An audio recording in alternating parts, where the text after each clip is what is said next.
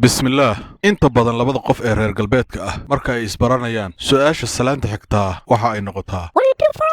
taas oo macnaheedu yahay maxaad u samaysaa noolaanshiyaha ama si kale haddii loo dhigo maxaad ka shaqaysaa su'aashaas waxaa ka muuqda laba arrimood oo qaldan tan labaadi waxa ay tahay waxaa ka muuqataa in shaqadaada si kasta oo ay u qaabdaran tahay ama ay xun tahay marba haddii aad lacag ka helaysid oo aad nolosha ku maaraynaysid in aysan dhib lahayn tan koowaad ee ka muuqata su'aashaas ayaa ah qofka su'aasha ku weydiinaya ama ku baranaya waxa uu doonayaa in uu ku miisaamo si uu u cabbiro heerka xushmadeed ama qadarineed ee uu ku sii doono taas oo macnaheedu yahay xushmadda iyo qadarinta aan ku sii doono waxa ay ku xidhan tahay inta lacag ku soo gasha caalamkaas waxa keliya ah ee la isku qadariyo ama la isku qiimeeyo ayaa ah lacagta aad haysatid ama ku soo gasha qaab walba oo ay kugu soo gasho xumaan iyo samaan wax farqiga uma dhexeeyo waxa keliya oo muhiim ah ayaa ah inaad lacag haysato sababta aan arrintaas u soo qaaday ayaa ah in waayadii ugu dambeeyey annagu haddaan Soomaali nahay arrintaas aan ka qorodaarsanay aadna u moodid in dhaqankaas uu aad noo saameeyey laga yaabee in waayadii hore Soomaalida isku qadari jirtay waxyaabo ka duwan lacagta ama maalka tusaale ahaan laga yaabee in la isku qadari jiray waagii hore qofka diintiisa cilmigiisa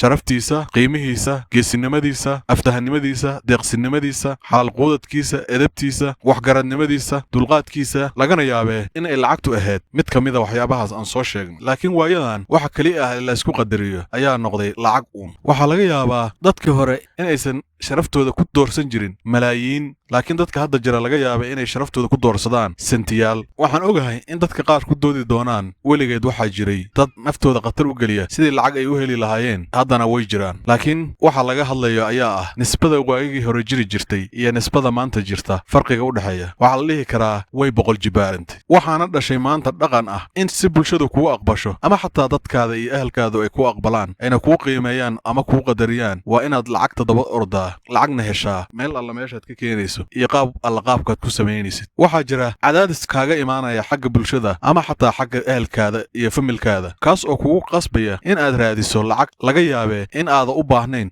ama aysan daruuri ku ahayn sidoo kale inaad soo iibsato ama isticmaasho waxyaabo badan oo aadan u baahnayn si aad u raalligeliso bulshada ama dadku ay kuu aqbalaan sidaas darteed waxa aad u baahan tahay in aad lacagta ka daba gasho meel alla meeshii ay gasho si aad u iibsato waxyaabo laga yaabee in aysan muhiim ku ahayn adiga ama aadan u baahnayn si bulshadu kuu aqbasho waxaana lagugu qasbayaa in aad halis badan u gasho si aad u heshid lacag laga yaabo lacagtaas in aysan daruuri kuu ahayn oo aad ka maaranto in badan oo lacagtaas ka mid ah haddii aad keliya ah beddesho qaab nololeedkaada waxaa laga yaabaa in haddii aad beddesho qaab nololeedka bulshadu ay kugu qasbayso aadan u baahan lacagta aad raadinayso laga yaaba inaad u dhibaatayso naftaada ama naf dad kale